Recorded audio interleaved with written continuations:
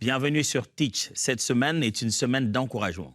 Il a plu au Seigneur de nous parler de plusieurs manières pour fortifier notre foi et renforcer notre confiance en lui et en ses promesses. Aujourd'hui, j'aimerais vous parler de justement le cœur de tout cet encouragement qui est la foi.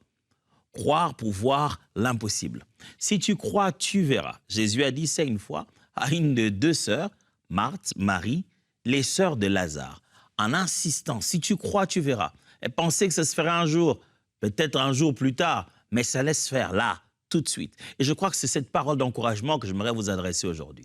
Si tu crois, tu verras. Alors, let's teach. Grandissons ensemble.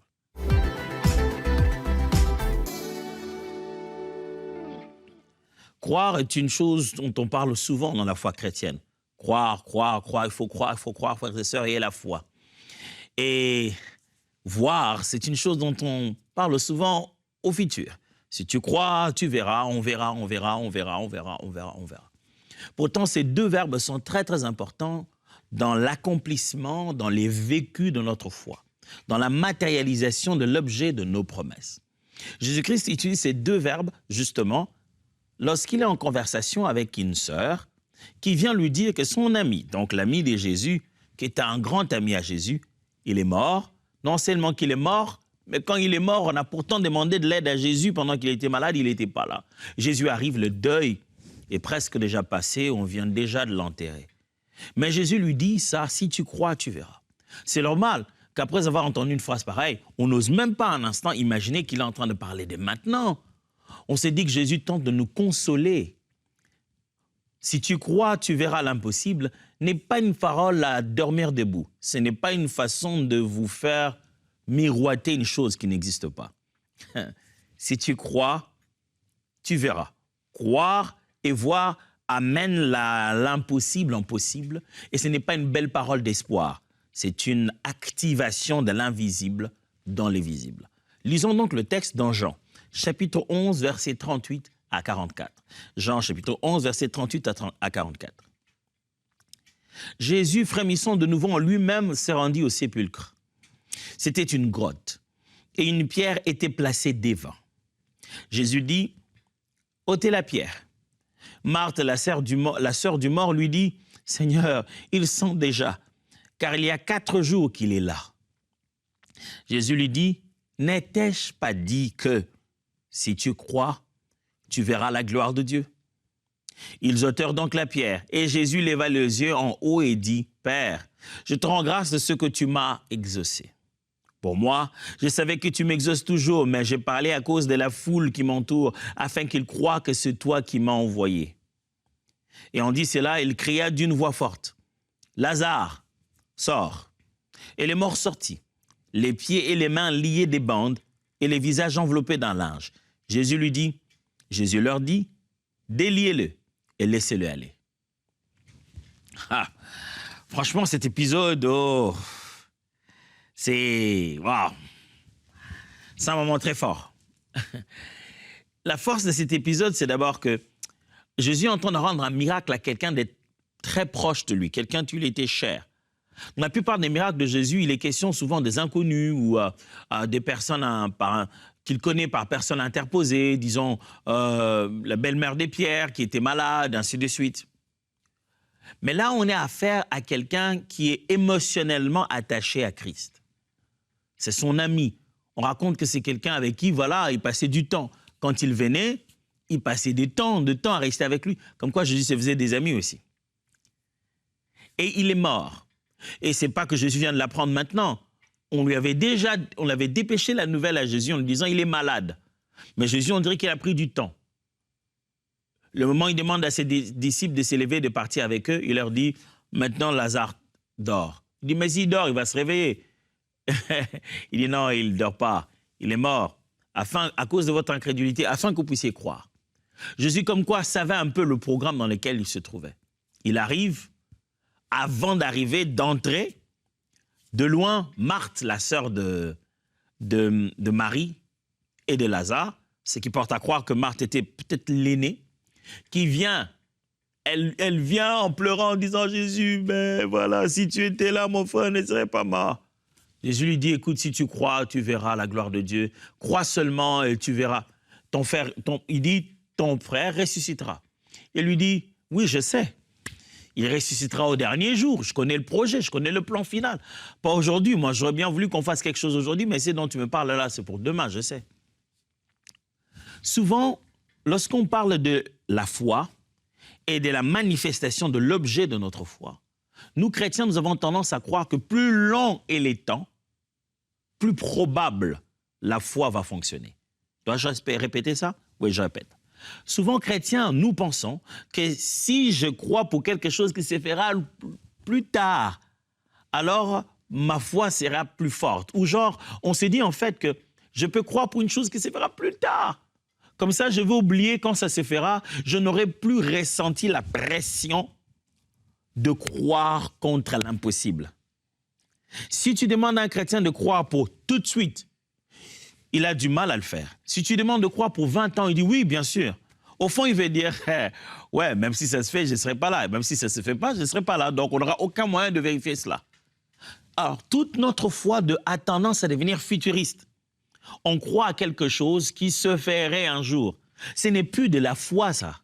Ça devient que de l'espoir. Or, la foi, ce n'est pas de l'espérance. La foi, c'est de l'assurance de choses qu'on espère. C'est l'assurance, c'est être certain. Marthe donc dit, oui, ben, bien sûr, au dernier jour, je crois qu'il va... Je connais l'histoire, ça va finir comme ça, ils finiront tous par être ressuscités. Au moins là, ce ne sera pas l'objet de ma foi. Ce n'est pas ma foi qui va activer cette résurrection. La résurrection est déjà connue qu'elle se fera au dernier jour. Moi, j'adhère seulement au fait que cette idée-là est intéressante et qu'elle s'accomplira. C'est ça que nous aimons. Nous aimons adhérer à des faits qui sont déjà, connus comme ça pour l'avenir. Et nous appelons ça la foi. On dit, Jésus revient bientôt. Oui, je crois qu'il reviendra. Mais ça ne dépend pas de ta foi. Jésus reviendra dans tous les cas. Et nous aimons dire que nous avons foi dans quelque chose qui se fera sans sans nos efforts, sans notre approbation, sans notre participation. À ça, nous disons que nous avons foi. Mais quand notre foi nous est demandée, comme une substance dont on a besoin pour élaborer la formule de l'accomplissement de ce que nous voulons maintenant, on ne sait pas donner cette foi-là.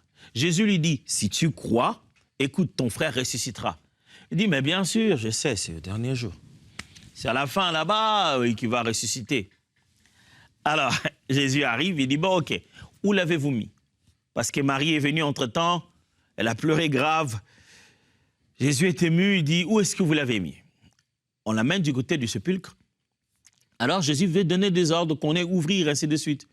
Marthe dit, hé, mais Jésus, il sent déjà. Ça fait 4 jours, on ne va pas faire un truc comme ça. Ça fait 4 jours, c'est pas hier. Ça fait 4 jours qu'on a voulu que tu sois là, tu n'étais pas là plus que ça. Il est déjà mort, là, il pue déjà, il sent déjà. Jésus se tourne vers elle et dit, mais c'est pas toi que j'avais déjà dit que si tu crois, tu verras la gloire de Dieu? Mais je t'avais déjà dit ce qu'il doit. Je t'ai déjà dit ce qu'il faut faire. Jésus dit, mais je t'ai déjà donné l'instruction dont on avait besoin pour que ton frère qui est là cesse d'être un mort en train de pourrir. Il n'a pas... Oh, gloire à Dieu. Frères et sœurs, vous savez, Dieu nous a donné des instruments puissants et nous aimons les utiliser comme... Nous aimons mettre l'intellect et ce que nous pensons être la force de l'homme est en fait sa véritable faiblesse.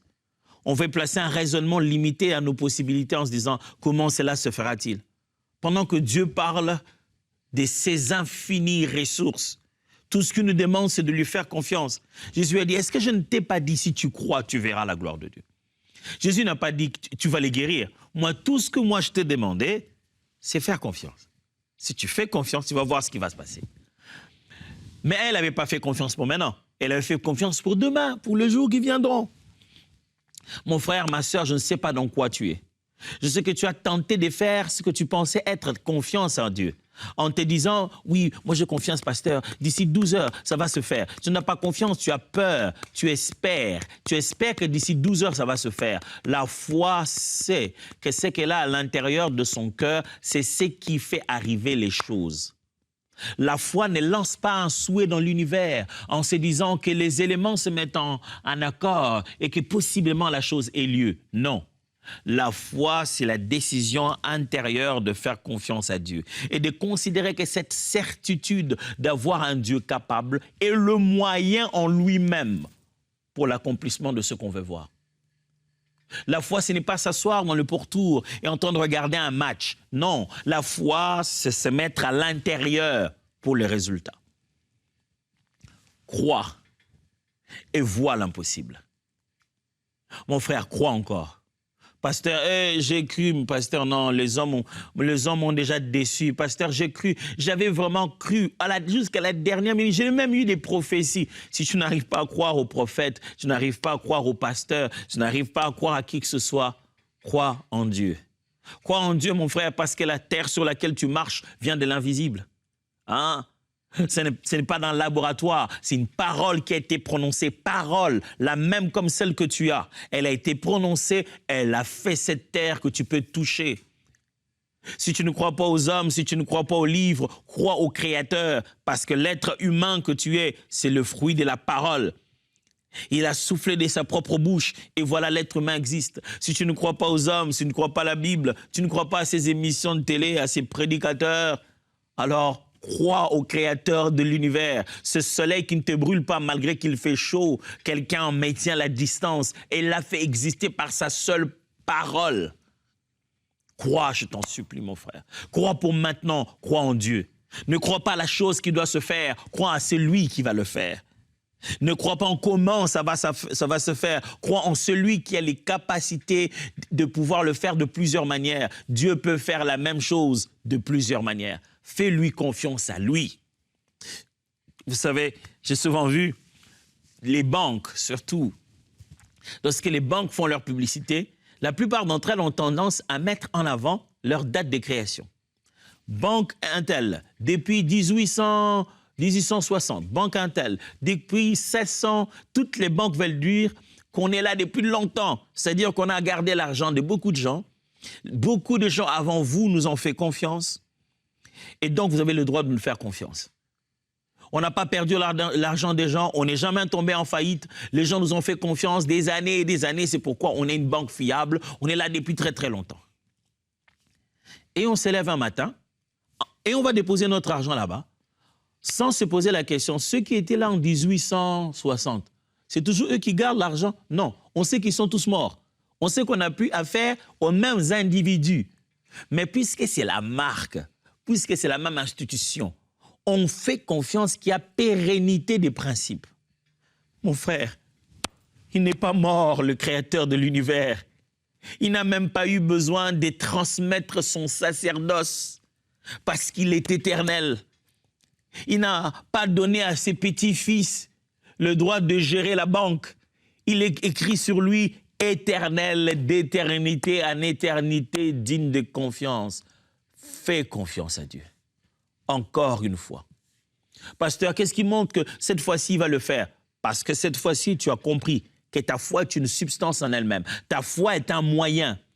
Tu ne vas pas mettre la foi comme une pièce de monnaie que tu mets dans une machine à karaoké. Tu la places et puis ça va commencer à jouer. Non, non, non, non, non, non. Ce n'est pas ça. La foi, c'est amener cette substance à l'action. La foi, c'est se dire que ce que je viens de mettre dans mon cœur comme confiance, c'est ce qui produit la réalité de ce à quoi je m'attends. J'aime comme l'homme d'Hébreu le dit, dans certaines versions traduit en disant que la foi, c'est une main qui pénètre l'invisible pour prendre les choses dans l'invisible comme si elles existaient, comme si elles étaient physiques. On peut les toucher dans l'invisible et on le ramène dans la matérialisation. Et ça, c'est la foi. La foi ne dit pas que ce qui est invisible va se manifester. Non, la foi dit, la foi entre elles-mêmes pour prendre et voir se manifester. Et c'est ce que Jésus voulait de Marthe. Il dit, Marthe, je ne te dis pas, écoute, un jour je le ferai. Non, je te dis, participe avec moi. Si tu crois, il y a une condition. Si tu crois, tu verras la gloire de Dieu. Alors, laissez-moi vous laisser partir avec ces 4 choses au sujet de croire et voir. 1. Il faut finir de croire avant de voir. Qu'est-ce que tu veux me dire, pasteur? Je vais juste te dire ceci. La foi doit être conjuguée avant que nous puissions consommer l'objet de notre foi. Ça peut se faire pendant, bien sûr, mais ça voudra dire que la foi a d'abord été conjuguée. Nous aimons voir pour croire, au lieu de croire pour voir. Mes amis, il faut d'abord finir de croire si l'on veut voir. Parce que c'est la foi qui produit la matérialisation de ce que nous confessons. Il faut finir d'abord de croire. Marc chapitre 11, verset 22 le dit. Marc 11, 22 à 24.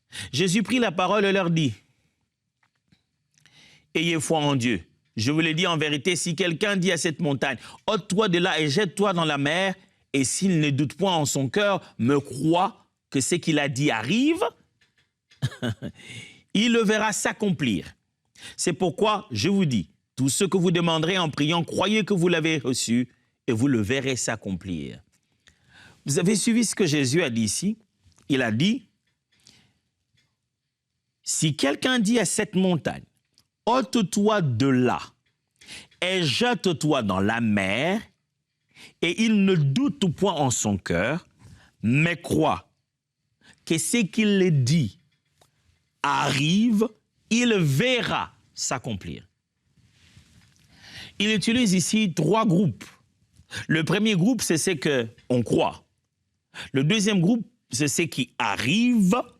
Et le troisième groupe, c'est ce qui s'accomplira.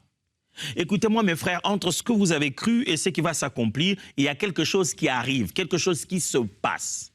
Jésus dit, si quelqu'un croit, il dit à cette montagne, ôte-toi d'ici, va là-bas, et qu'il croit que ce qu'il dit arrive, c'est-à-dire ce que je dis se passe maintenant, ça veut dire que je vais le voir après, dans les minutes suivantes, se manifester. Il existe un petit laps de temps entre le moment où l'ordre est donné à l'invisible et la manifestation dans le physique. Ce petit moment-là, c'est lui qui détermine si oui ou non vous aviez la foi. Ce moment-là peut être 2 secondes, 10 minutes, 3 jours, 4 jours, 2 semaines, 20 jours, 2 ans. Ce moment-là entre le temps où vous avez donné l'ordre à l'invisible et le moment où la matérialisation a eu lieu, Jésus dit, vous ne devez pas être en attente en se disant que ça s'accomplira. Vous devez croire que ce que vous aviez dit en ce moment-là est arrivé. Il faut d'abord croire, mes amis, avant de voir. Jésus dit, ce que vous demanderez, croyez que vous l'avez reçu. Là, croyez que vous l'avez déjà reçu. Et vous le verrez se manifester. Croyez que vous l'avez reçu.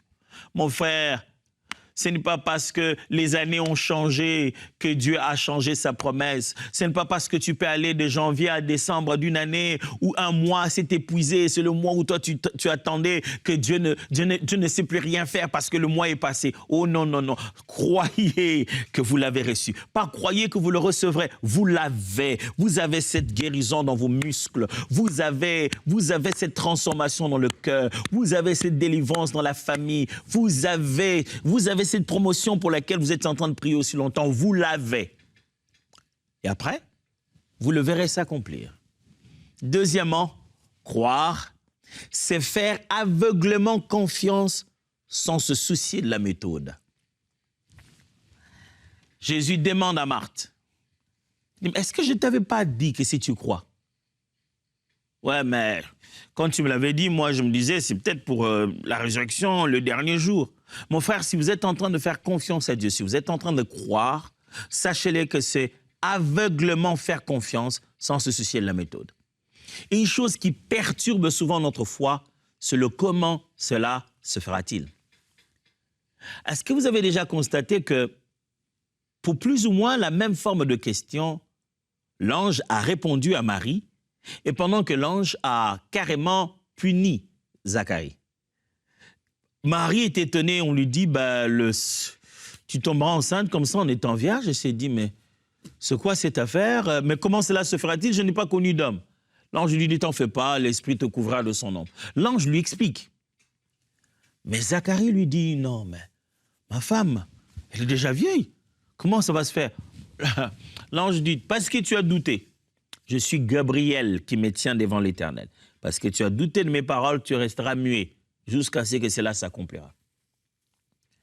Mais, allez, Gabriel, attends, entre nous, tu ne vois pas quand même qu'il a raison de se demander comment ça va se faire. Sa femme est déjà vieille et ils ont attendu depuis longtemps. Mais il y a le comment cela se fera-t-il, qui est un questionnement d'émerveillement, en se disant, je sais que ça se fera, mais je suis tellement anxieuse, je suis tellement dans l'attente en me disant, écoute, ce que je sais qui se fera là, comment ça se fera?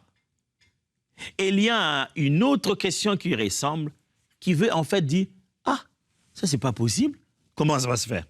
C'est infaisable. Mes frères et sœurs, certainement quand vous vous focalisez sur la méthode, vous allez voir s'élever les difficultés. Pourquoi? Parce que vous êtes limité par vos moyens. Dieu accomplit ses promesses par ses moyens. Est-ce que Marthe se disait-elle qu'en venant devant la tombe, Jésus allait juste parler? Je ne pense pas qu'il imaginait ça. Que Jésus se mettrait là-bas et disait « Lazare, sort !»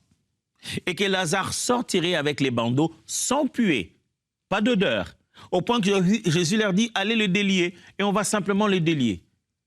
Marthe n'avait pas ça en tête. Mes frères, Dieu a des méthodes que vous n'avez pas. Dieu a des moyens qui ne sont ni dans la Constitution, ni dans le règlement d'ordre.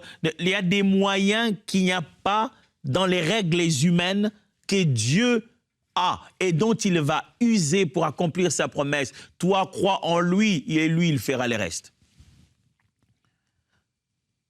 Troisièmement, la foi commence dans l'alignement du langage. Quand quelqu'un croit, l'une des premières expressions de cette conviction intérieure, c'est la façon de parler. Son langage s'aligne maintenant à sa conviction intérieure. Jésus lui dit, « N'ai-je pas dit ?» C'est-à-dire que avant cette conversation, moi, je t'avais déjà parlé. Et dans mon langage à moi, il n'y a pas d'obstacle. Je t'avais dit que ton frère ressusciterait. Et regardez le langage de Jésus. Oh, gloire à toi, Seigneur. Jésus était, waouh, incroyable. Seigneur, ouf, donne-nous de te faire confiance comme ça. Il n'y a pas d'obstacle, même dans le langage, dans le raisonnement, même dans le vocabulaire de Jésus. Il n'y a pas d'obstacle. Il n'y a même pas d'option que ce ne serait pas possible. Dès les premières minutes qu'il parle à Marthe, il lui dit, écoute, ton frère ressuscitera. Écoutez les obstacles dans Marthe. Oui, je sais qu'il ressusciterait au troisième jour, au dernier jour plutôt. Jésus lui dit, si tu crois, ton frère ressuscitera. Après, la suite, il dit, où l'avez-vous placé? Il arrive, il dit, roulez la pierre. Il n'a pas d'obstacle, le monsieur. À aucun moment, il change de langage. J'avais dit qu'il ressuscitera. Donc, la suite, qu'est-ce que je dis quand je vois la pierre? Roulez la pierre. Le langage. Jésus est resté consistant, je veux dire constant dans son langage. Il a maintenu le langage de ce qu'il sait que ça va s'accomplir. C'est pourquoi j'insiste, mes amis, la foi, c'est pas juste espérer qu'une bonne chose pourrait arriver. C'est savoir maintenant que ça se fera. C'est comme quand vous allez aisément appuyer l'interrupteur. Vous savez qu'il y a l'électricité. Quand vous appuyez l'interrupteur, vous attendez à quoi? Vous appuyez en vous disant, quand j'appuie, pouf, ça va s'allumer. Vous êtes rassuré puisqu'il y a l'électricité. Il n'y a même pas dans votre tête de l'obstacle. En vous disant, bon, peut-être que je vais appuyer maintenant, l'électricité n'est peut-être pas arrivée jusqu'ici. Vous n'avez même pas d'obstacle. C'est pourquoi vous donnez un ordre même à un enfant à la maison. Dit, écoute, allume l'interrupteur, allume la télé. Ton langage est lié au fait que tu sais qu'il y a l'électricité. Plus encore, les médecins nous voient ou bien qu'on va à la pharmacie, nous-mêmes on dit « j'ai un mal de tête, est-ce que je peux avoir des analgésiques, quelque chose contre les douleurs, contre les maux de tête ?» Tu ne te poses même pas la question si ça marchera. Tu sais que ça s'appelle des pilules contre les mal de tête. Et tu le prends en sachant. Tu ne t'attends même pas à ressentir quelque chose vers ta jambe. Non, tu sais que tu vas chercher dans ta tête si ça va mieux. Et plus encore, tu te dis, puisque j'ai déjà pris les médicaments, je préfère me calmer, dormir un peu. Tu vas sous la couette. Tu te mets même en position de recevoir ta guérison. Parce que tu es garanti de cette pilule, sans même savoir si tous les molécules actives étaient réellement à l'intérieur et que peut-être cet emballage était une arnaque. Mais tu es rassuré. Et dans ton langage, tu le dis. On dit, comment ça va? Ouais, ça va, ça commence à aller, je viens de prendre quelque chose. Dans 10 minutes, ça ira mieux. Tu sais que ça ira mieux dans 10 minutes. Dieu, donne-nous de te faire confiance plus qu'on en fait aux médicaments. Donne-nous de te faire confiance plus qu'on en fait à des hommes. L'industrie pharmaceutique et les médecins vous diront que quelquefois, c'est que des effets de placebo qu'ils ont dû faire à leurs patients. Ils n'avaient rien. Même ce qu'on leur a donné, c'était rien. Il n'y avait pas de molécules actives. Mais la personne après a dit, je me sens mieux. Est-ce que tu peux faire confiance à Dieu? Crois, je t'en supplie. Tu verras que Dieu est digne de confiance. Et commence à les mettre dans ton langage. Parle la foi. Si tu sais que tu as cru, parle comme quelqu'un qui a cru. Enfin, sache-le bien que les attributs de Dieu sont une raison de lui faire confiance. Pourquoi ferais-je confiance à Dieu? C'est parce qu'on sait que la molécule dans le médicament, c'est la même molécule. Hein? On connaît cette molécule. On regarde même derrière. Ah oui, ça, le paracétamol. On sait ce que fait le paracétamol. On sait. On sait ce que cette substance fait. Mes amis, Dieu, ses attributs sont restés constants. Il est le même hier, aujourd'hui et éternellement. C'est lui l'alpha et l'oméga. C'est lui Yahweh Jireh. C'est lui Yahweh Rapha. Dieu est comme ça depuis toujours. Il est plus fiable que les substances qu'on a prises dans la nature. Il est plus fiable, je vous assure, qu'un médicament qui peut commencer à subir de la résistance à force de l'utiliser. Dieu est puissant et digne de confiance. Les attributs de Dieu sont une raison suffisante de lui faire confiance. Écoutez 2 Timothée chapitre 1, verset 12. C'est aussi la raison de mes souffrances présentes, de cette nouvelle épreuve, qu'est mon emprisonnement. Mais je n'en ai point honte et je ne regrette pas, car je sais, alléluia, je sais en qui j'ai mis ma confiance et j'ai la ferme conviction qu'il est assez puissant pour préserver jusqu'au grand jour tout ce qu'il m'a confié et pour me garder fidèle dans la mission dont il m'a chargé. Je sais en qui j'ai cru. Je sais en qui j'ai mis ma conviction. Je sais qu'il est assez puissant pour préserver. Paul dit, je connais les attributs de Dieu. Il est suffisamment qualifié pour accomplir ce qu'il a dit. Si tu crois, tu verras. Vous vous souvenez de ce refrain? Si tu crois, tu verras, tu verras, tu verras. Si tu crois, tu verras. Ton miracle est là, Père. Ce n'est pas juste pour nous faire plaisir que tu envoies ces paroles. Ce n'est pas pour nous dormir debout des espoirs inutiles. La foi paye. Et voici ma prière. Mes frères et sœurs qui m'entendent maintenant et qui ont confiance, honore leur foi.